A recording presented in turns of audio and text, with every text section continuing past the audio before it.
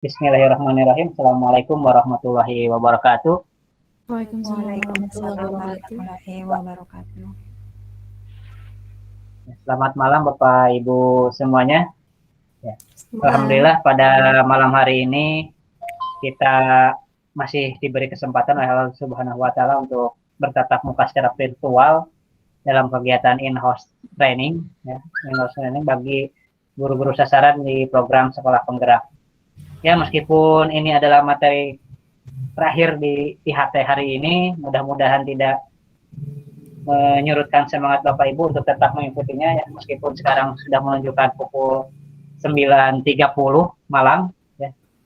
Mudah-mudahan nanti sesuai target kita jam 10 acara sudah selesai, ya Bapak Ibu.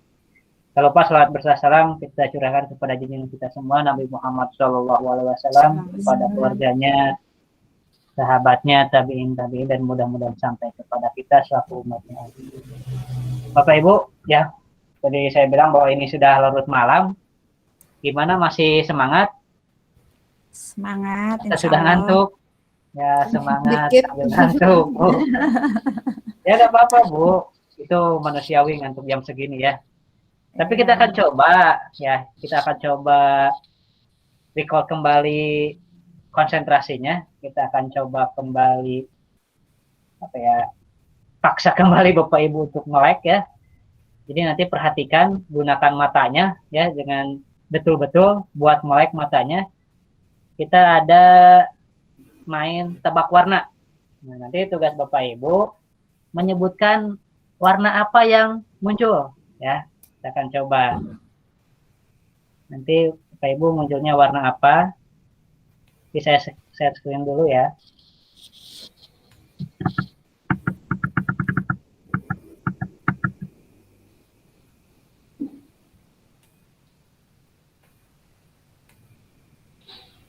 Sudah muncul Bapak Ibu?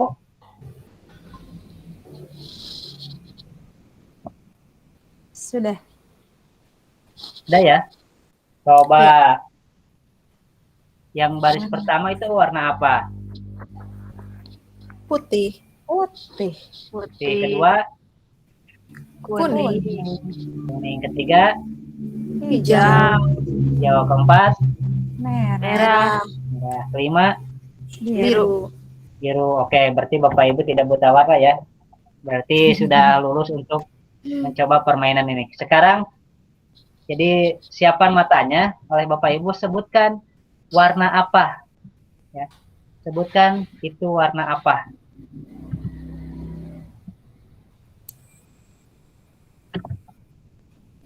Merah. Putih, Merah. putih, Putih. kuning, Kuning. Putih, ada yang putih. Ayo. Biru. hijau, Hijau. Ya. Ayo, Bapak Ibu. Kuning. Yang cepat. merah, kuning, Kuning. merah, Merah. putih, Putih. biru, putih, Putih. merah, kuning, Kuning. hijau, Hijau. biru, Biru. kuning, Kuning. putih, merah, Oke. Hitam. Ya. Udah dipaksa melek matanya Bapak Ibu. Ya, udah dipaksa melek matanya. Jadi ya mudah-mudahan dengan dipaksa itu, karena berhubung kopi tidak bisa dikasih secara virtual, ya jadi dikasihlah yang seperti itu. Mudah-mudahan jam 10 ini, ya menjelang jam 10 ini Bapak Ibu masih bisa melek. Oke Bapak Ibu, di kesempatan kali ini, di sesi terakhir AHT kali ini, saya akan mencoba menyampaikan materi tentang kurikulum operasional sekolah, atau istilah barunya sekarang KOS, ya. Meskipun KOS sudah sepi, jadi muncullah istilah KOS yang ini. Nah, meskipun Bapak Ibu bukan wakaf kurikulum, ya nantilah kita akan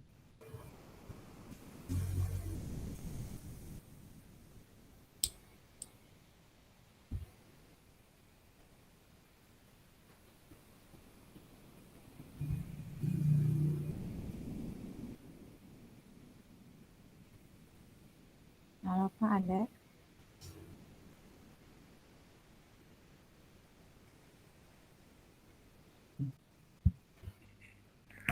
Jaringannya jelek, Pak. Iya, Bu. Apa-apa, kayaknya tadi ada yang telepon. Maaf ya, mungkin jaringannya di sini. Ya, gak apa-apa, mudah-mudahan masih semangat untuk inilah resiko IHT virtual, Bu. Bapak Ibu.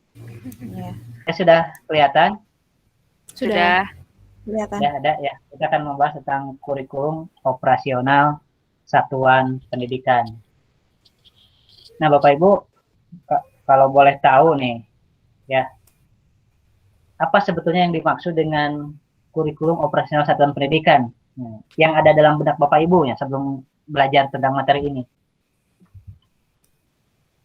Ayo, ada yang mau mencoba? Acuan mungkin, Silakan. Pak. Pedoman. Pedoman.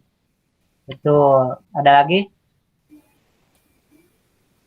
Iya, landasan, pedoman, Pak. landasan, pedoman. Pedoman. Kenapa ada kata satuan pendidikan? Kenapa ada kata operasional satuan pendidikan, Bu? Maksudnya apa kira-kira? Mengacu pada kebutuhan sekolah itu sendiri gitu Pak. Mengacu pada Kebutuhan sekolah itu sekolah itu sendiri. Oke, bisa, bagus, Ibu. Yun, silakan yang lain.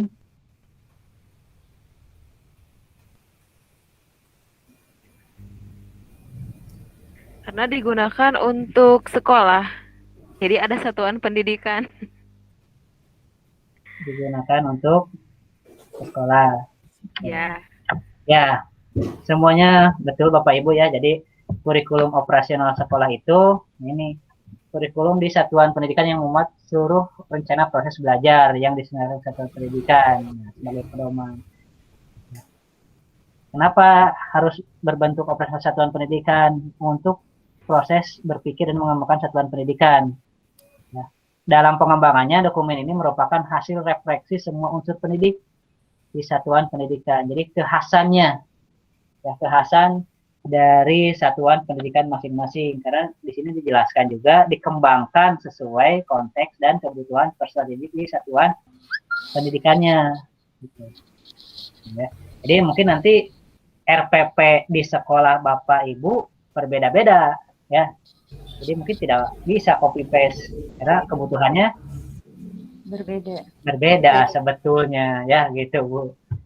Nah, yang akan kita lebih jauh adalah yang saya akan sampaikan komponen apa saja yang ada di kurikulum operasional satuan pendidikan.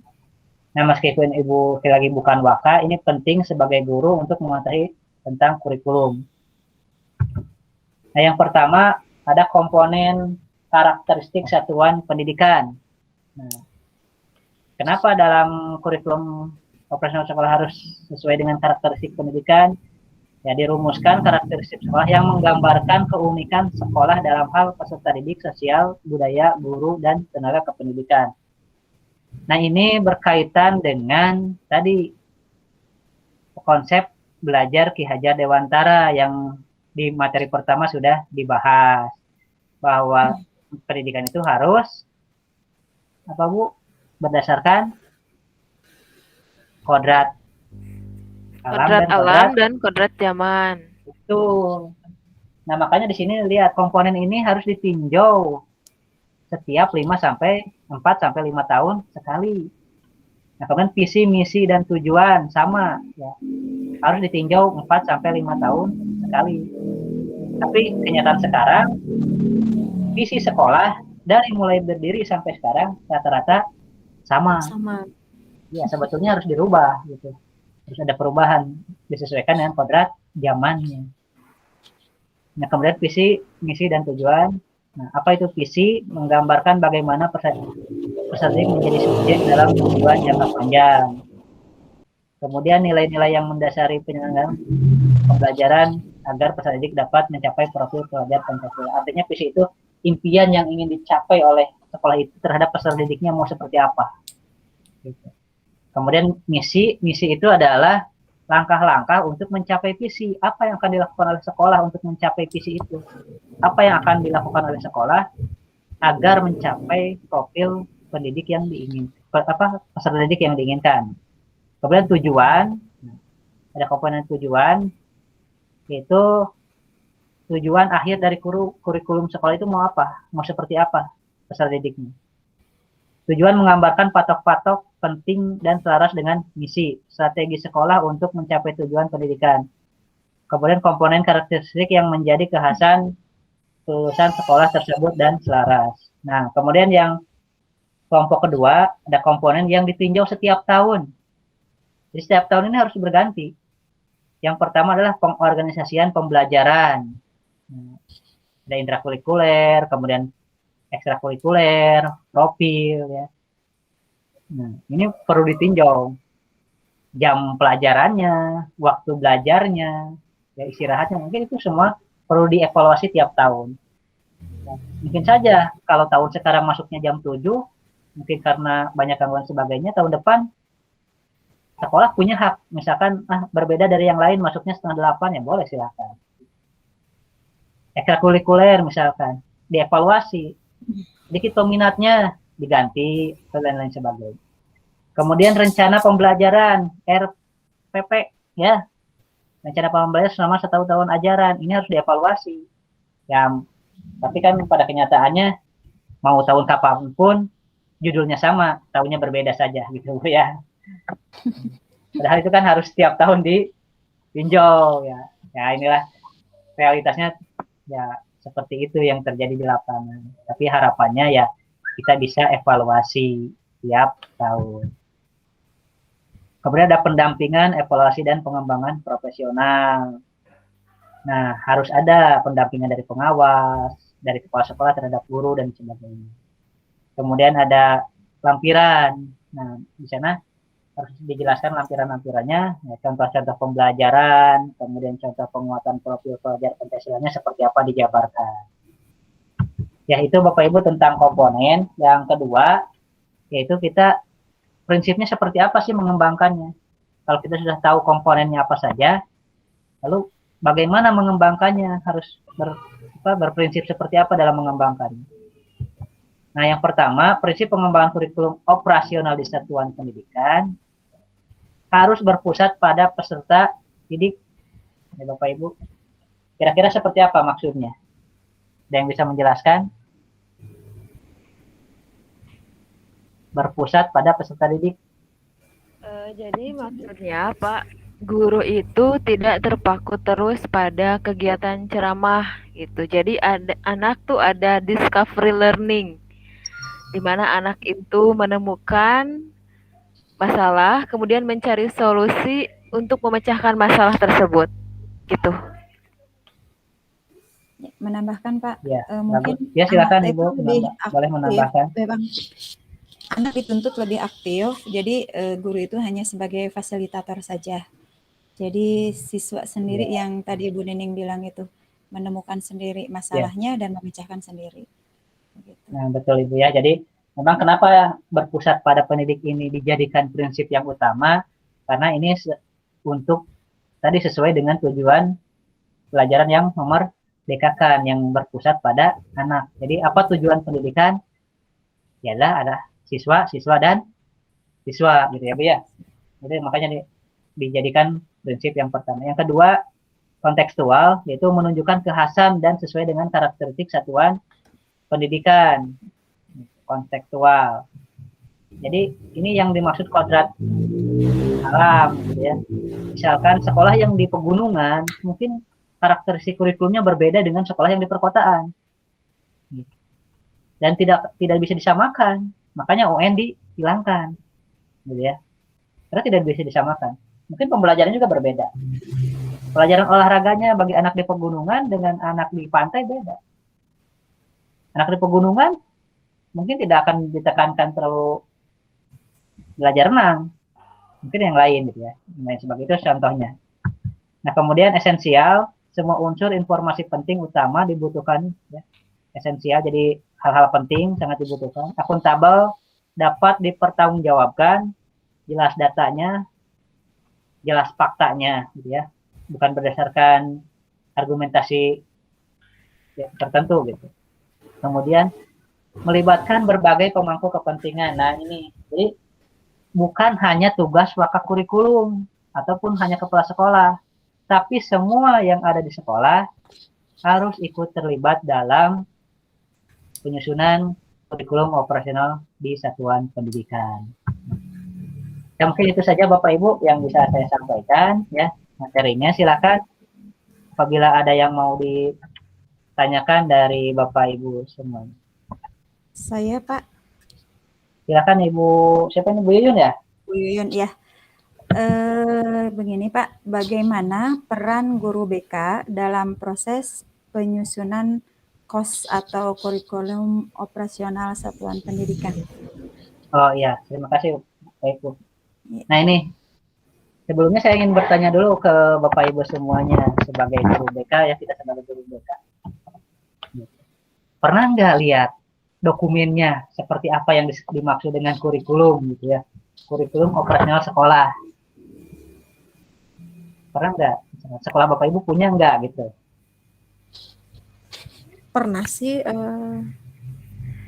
Ada ya yang pernah? Ya. sekilas gitu. Cuma Ya, nggak tahu sekilas. isinya apa. Tapi tahu nggak kapan itu dibuatnya? Nggak tahu. Tiba-tiba Ya, udah siapa ada saja sebotol. gitu. Nah, tahu-tahu udah Tebal-tebal ada, aja ya. ada aja. Tebal aja itu ya. Nah, ini untuk menjawab pertanyaan yang tadi, bagaimana peran guru BK? Nah, bahwa kurikulum operasional sekolah itu harus disusun oleh yang namanya tim pengembang kurikulum biasanya kalau dulu itu.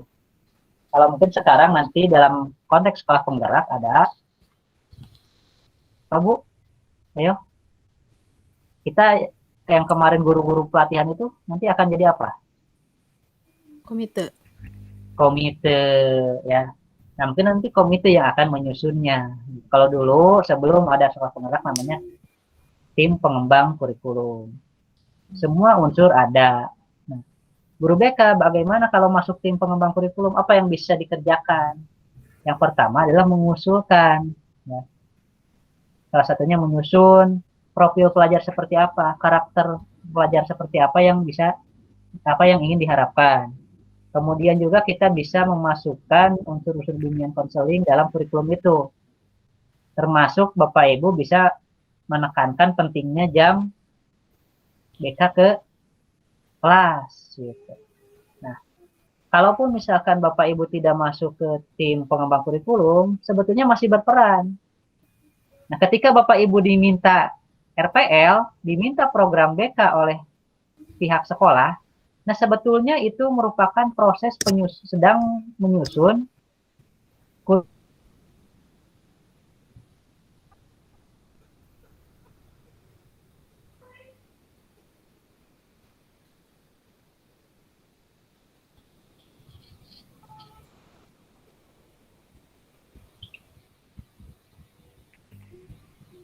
Halo Pak Helmi. Oke, mohon maaf Bapak Ibu ya, dan koneksi. Nah, nggak apa-apa. Halo, ya. Nggak apa-apa Bu. Ini resiko ya. Oke.